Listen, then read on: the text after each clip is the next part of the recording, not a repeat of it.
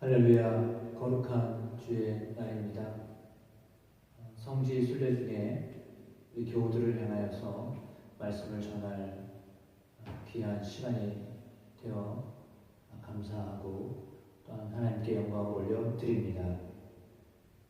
함께 있어야 하지만 우리 동역자들과 함께 성지 순례 중에 있어서 우리 성도들을 향하여서 오늘 말씀을 미리 준비하고 또 영상으로 만나게 되었습니다. 마음은 항상 우리 교우들과 함께하고 있음을 느끼며 오늘 귀한 말씀을 통하여서 은혜 받는 복 있는 시간 되기를 주님의 이름으로 축복합니다. 오늘은 요한계시록 1장에 대한 말씀으로 여러분과 함께 하기를 원합니다.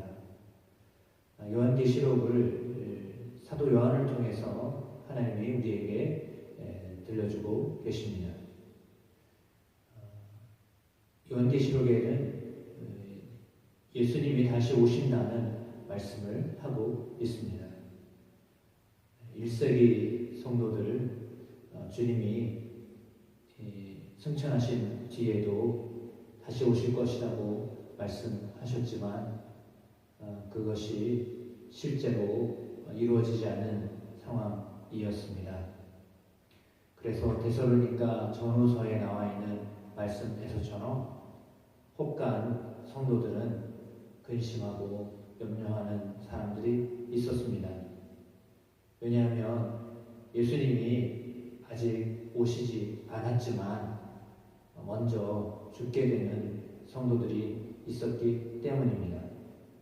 따라서 먼저 죽은 성도들을 향하여서 하나님은 어떤 마음을 가지고 계신가, 하나님은 어떤 계획을 갖고 계신가 라고 하는 그런 궁금증이 많이 생겼던 상황이죠. 그리하여 데살로니가 전후서를 통해서도 말씀하고 있는 것처럼 또한 오늘 요한계시록을 통해서 하나님 우리에게 말씀하고 계십니다. 물론 2000년 전 이 땅에 오셨던 예수님 여전히 지금도 살아 계십니다. 그 주님께서 우리에게 믿음을 주십니다. 그 주님을 영으로 받아들이고 그 주님을 의지하며 살도록 인도하신다는 것은 참으로 놀라운 신비입니다. 2000년 전 우리 가운데 이 땅 속에 우리와 같이 우리 몸을 가지고 오셨던 예수님을 우리가 지금도 여전히 믿을 수 있다라고 하는 것처럼 놀라운 일은 없습니다. 그럼에도 불구하고 하나님은 우리에게 말씀을 허락하여 주셔서 그 말씀을 듣고 그 말씀을 읽고 그 말씀을 지키며 살아갈 때에 복이 있다라고 말씀하십니다. 그것이 오늘 사도 요한을 통하여서 우리에게 들려주시는 하나님의 말씀입니다. 그때도 하나님은 말씀으로 역사하셨습니다.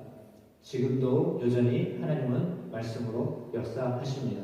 그래서 요한계시록을 쓰고 있는 사도 요한뿐만 아니라 당시에 초대교회 성도들, 그 말씀을 듣게 될 성도들뿐만 아니라 여전히 2000년이 넘은 지금도 역사상에 2000년 동안 함께 했던 수많은 성도들도 이 말씀을 통하여서 하나님이 우리에게 말씀하고 계십니다. 동일하신 하나님이십니다. 오늘 성경에 나와 있는 하나님의 모습은 알파와 오메가이십니다. 처음과 나중에 계시는 분이십니다. 그 하나님은요, 시간을 주관하고 계신 분이십니다. 하나님은 과거에도 역사하셨던 분이십니다. 하나님은 지금도 역사하시는 분이십니다. 하나님은 앞으로도 역사하실 하나님이십니다. 세계를 주관하시는 하나님, 우주를 통치하시는 하나님, 우주를 창조하신 하나님, 지금도 여전히 우주를 운영하고 계신 하나님이십니다. 보이지 않지만 분명히 계셔서 우리를 존재하게 하셨던 하나님이십니다. 하나님이 없이는 세상에 그 어떤 것도 존재할 수 없습니다. 세상의 근원은 하나님이십니다. 하나님으로부터 나오지 않은 것이 하나도 없습니다. 하나님이 계시기 때문에 세상은 존재하는 것입니다. 세상을 창조하신 하나님이 계시기 때문에 피조물들이 있습니다.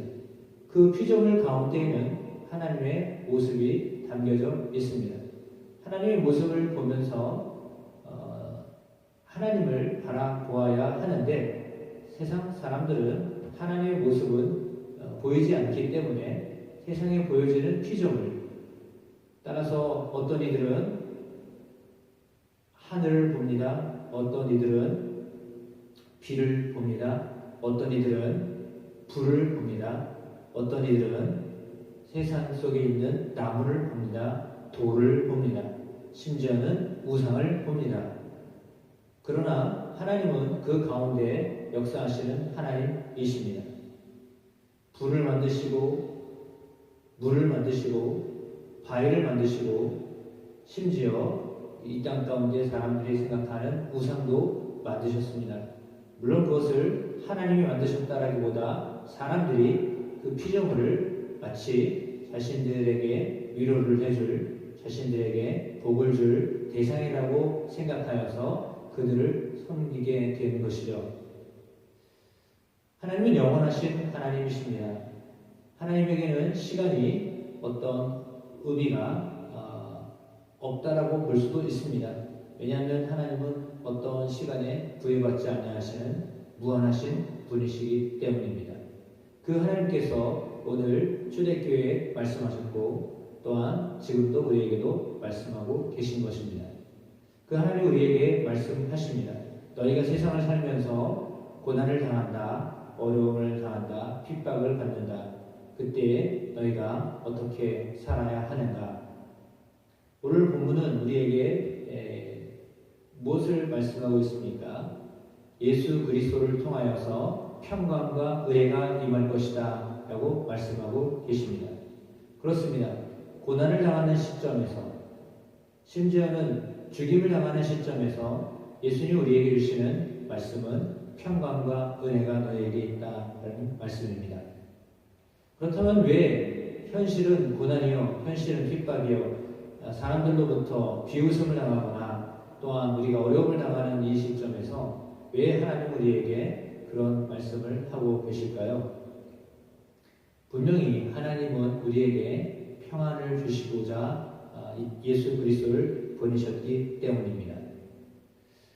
예수 그리스도를 통하여서 하나님 우리에게 사랑을 경험하게 하시기 때문입니다. 그리스도를 믿을 때, 예수 그리스도를 믿을 때 우리 안에 하나님 주시는 평안이 있습니다. 세상에 빼앗을 수 없는 평안을 하나님 우리에게 허락하여 주십니다. 그것은 하나님의 사랑 가운데 우리에게 또한 전해지고 있습니다. 사람이 힘들고 어려울 때가 언제인가요? 그것은 외톨이라고 생각할 때입니다. 내가 지금 혼자라고 생각되어질 때입니다. 누군가 나를 돌보지 않는다라고 생각할 때입니다. 물론 혼자 있을 때는 그런 마음이 들기가 쉽습니다. 홀로 집에 계실 때, 또한 사회 속에 있지만 내가 고독하다고 느껴질 때, 그럼에도 불구하고 하나님 우리에게 내가 너와 함께 한다고 말씀하십니다.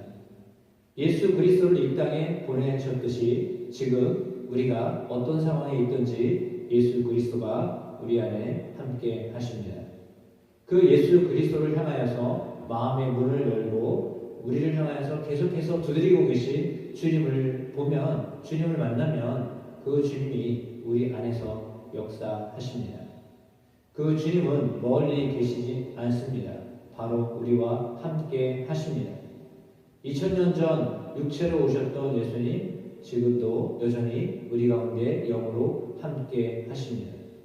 그 예수님을 믿음으로 사랑하는 모든 사람들 안에는 세상이 어떤 두려움으로, 어떤 공포로, 심지어는 어떤 기근으로, 어떤 죽음으로, 어떤 사고로 우리 가운데 힘겹게 할지라도 그것이 우리를 하나님의 사랑에서 끊어버릴 수가 없습니다. 그것이 사도 바울이 고백했던 로마서 8장의 말씀입니다. 그렇습니다. 하나님이 우리 가운데 함께 하십니다. 지금은 영으로 우리 가운데 역사하고 계십니다. 그 성령 하나님이 우리 가운데 참으로 평안을 주십니다.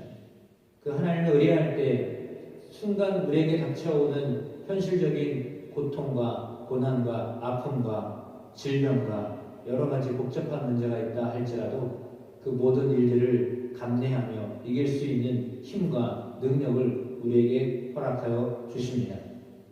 초대교회 스데반 집사는 그렇게 살았습니다. 교회에서 집사로 선택을 받고 그는 단지 교회 일만 돌보았던 사람은 아니었습니다. 그는 성령의 인도함을 받아서 때로는 사마리아로 때로는 광야로 그렇게 성령의 인도함을 받아 살았습니다. 그 성령의 인도함을 받아 살았던 이유는 다른 것이 아니었습니다. 그리스도에 대하여서 알지 못하였던 자들, 그리스도를 알아야 하지만 그리스도를 제대로 만나지 못한 사람들, 그렇게 영적인 궁금증과 갈증을 가지고 살고 있는 사람들을 향하여서 성령은 스데반 집사를 사용하셨습니다.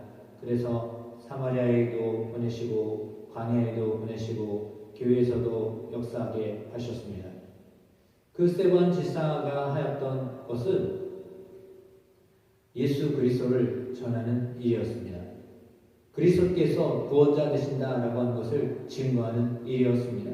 그는 놀랍게도 예루살렘, 그러니까 예수님을 핍박하던 근원지였던 예루살렘에서도 담대하게 예수 그리스도를 증거했습니다. 바리새인들 앞에서, 대제사장들 앞에서, 종교학자들 앞에서 담대하게 그는 예수가 그리스도시다라고 증거했습니다. 그래서 사울은 스데반을 처형했습니다. 아는 사람들이 스데반이 미쳤다, 스데반이 정신이 나갔다, 스데반이 온전치 못하다, 스데반이 너무 과하다, 그렇게 생각했습니다. 그래서 오히려 하나님을 제대로 섬기지 못하고 오히려 하나님께 누가 되는 존재다라고 그렇게 생각했습니다. 그래서 스데반 집사를 돌로 쳐서 죽이는 핍박자의 모습으로 유대인들이 보여져 있습니다. 그 가운데 한 사람이 바로 사울이었습니다. 사울 역시 핍박자였습니다. 그리스도를 알지 못하였기 때문입니다. 그런 핍박자 사울에게 예수님은 직접 나타나셨습니다. 다메섹 도상에서 내가 핍박하던 예수다라고 하는 말씀으로 그 가운데 함께 하셨습니다. 그렇습니다. 하나님은 말씀으로 우리 가운데 함께 하십니다. 지금도 말씀으로 우리 속에 문을 두드리고 계십니다. 너의 문을 열어라. 너의 마음의 문을 열어라. 내가 너와 함께 하기를 원한다. 내가 너와 더불어 먹고 마시기를 원한다라고 말씀하십니다.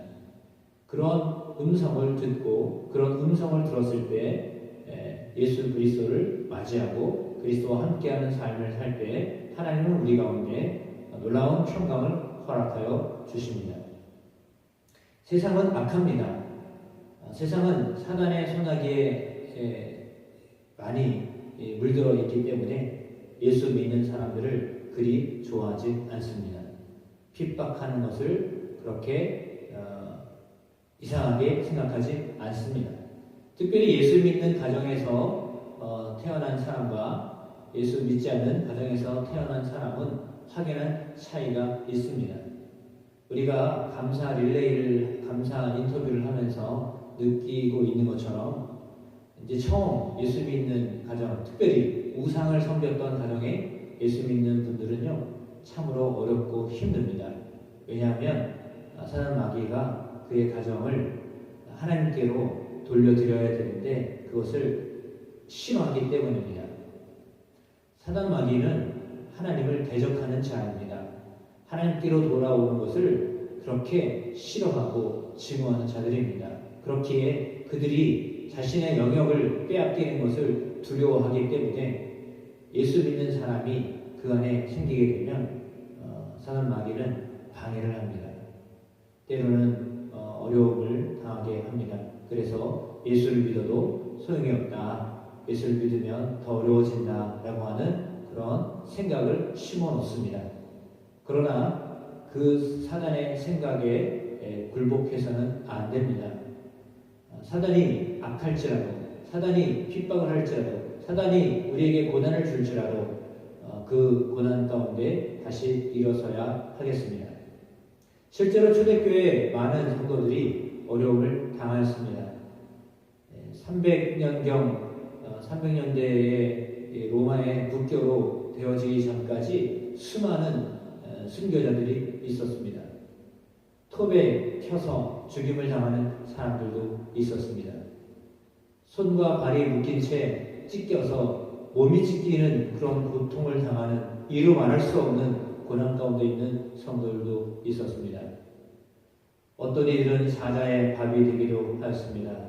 어떤 이들은 강 속에, 바다 속에 참수되는 사람들도 있었습니다. 그렇게 수많은 사람들이 예수 그리스도를 믿는다는 이유로 인하여서 핍박을 당하였습니다. 그것이 초기 교회에 일어났던 일입니다. 그러나 그러한 순교자들의 그 죽음 때문에 하나님은 하나님의 교회가 굳건히 서도록 허락하셨습니다. 그래서 오랜 세월 동안 교회가 많은 영향력을 미치며 전 세계에 통치하는 그런 일들을 하나님이 허락하여 주셨습니다. 그것이 기독교가 가졌던 어쩌면 영화로운 그런 시간들이었습니다. 그럼에도 불구하고 이제 다시 세상은 그리스도인들을 박해하기 시작합니다. 예수 믿는 사람들을 고운 눈으로 보지 않고 있습니다. 어쩌면 다시금 또 다른 핍박이 우리 가운데 닥쳐오고 있는 것처럼 느껴지기도 합니다. 우리는 코로나 시대를 돌아보면서 그것들을 잠시 경험하였습니다. 앞으로도 그런 일들이 또 일어날 수 있습니다. 이때 우리가 그러면 어떻게 살아야 할 것인가? 우리는 어떤 믿음을 가지고 지켜야 될 것인가를 우리가 오늘 본문을 통하여서 깨닫게 되기를 원합니다. 오늘 사도 요한은 천사로부터 하나님의 말씀을 받았습니다. 그리고 그 말씀을 교회에 전하고 있습니다. 교회를 향하여 하나님 주시는 말씀은 그 말씀을 읽는 자, 그 말씀을 듣는 자, 그 말씀을 지키는 자가 복이 있다라고 말씀하십니다. 이곳에 나와 있는 여러 가지 말씀이 있지만 궁극적으로 그 말씀은 예수 그리스도를 상징합니다. 그리스도를 믿는 자, 그리스도와 함께 하는 자, 그리스도를 전하는 자, 그들은 복된 사람들입니다.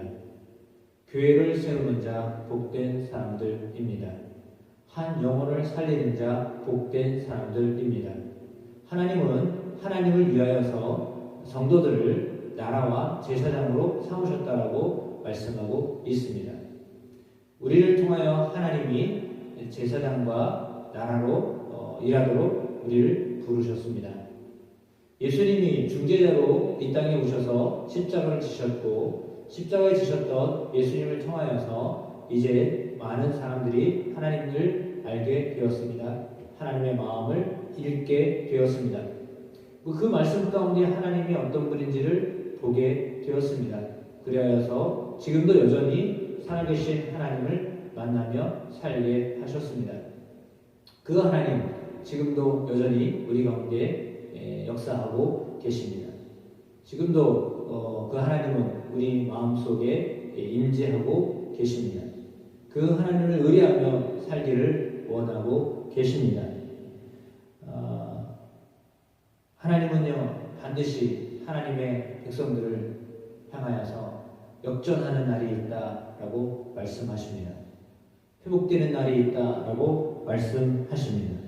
좋은 날이 올 것이다라고 말씀하고 계십니다. 그러므로 우리는 더욱더 굳게 그리스도의 믿음 안에 있어야 하겠습니다. 절대로 두려워할 필요가 없습니다. 하나님의 은혜와 평강이 우리를 주장하게 될 것이기 때문입니다. 십자가를 통하여서 우리와 하나님 사이에 독보적인 유일한 중재자가 되셨던 것처럼 하나님은 지금 이 땅에서 우리가 나라와 제사장으로 그 역할을 감당하기를 기대하고 계십니다. 우리는 하나님을 위하여 쓰임받는 나라와 제사장입니다. 우리는 땅의 임금을 위해 사는 존재가 아니라 하늘에 계신 하나님께 부름을 받은 존재입니다. 그 하나님께서 모든 시간을 다스리시고 지금도 여전히 우리를 다스리고 계십니다. 그 하나님이 세상 만물을 주관하고 계십니다. 때로는 우리에게 있어서 핍박을 가하는 자, 박해를 하는 자, 우리를 억울하게 하는 자들까지도 하나님은 다스리고 계십니다. 그래서 하나님은 반드시 다시 오실 것입니다. 그 모든 것들을 올바르게 재판하실 것입니다. 그때 하나님은 우리에게 하나님의 영광을 돌리도록 하실 것입니다. 그때 하나님은 우리를 높이 들어 하나님의 보좌로 우리를 이끄실 것입니다. 그 하나님을 믿는 것이 우리의 믿음입니다. 현실적으로는 힘들고 어려운 일들이 있다 할지라도 예수 그리스도께서 반드시 오시겠다고 말씀하셨습니다. 속히 오겠다고 말씀하셨습니다. 그 말씀이 실제로 우리의 삶 속에 이루어지기를 축복합니다. 믿음으로 승리하는 여러분의 삶이 되기를 축복합니다. 하나님은 우리를 여전히 지금도 사랑하고 계십니다. 하나님은 지금 여전히 우리 가운데 일하고 계십니다. 그 하나님이 우리 안에 기쁨이, 우리 안에 기도가, 우리 안에 감사가 넘치길 원하고 계십니다. 그것이 하나님 우리를 향하신 뜻입니다. 그 하나님의 뜻을 이루어드릴 수 있는 존귀한 여러분의 삶이 되기를 주님의 이름으로 축원드립니다.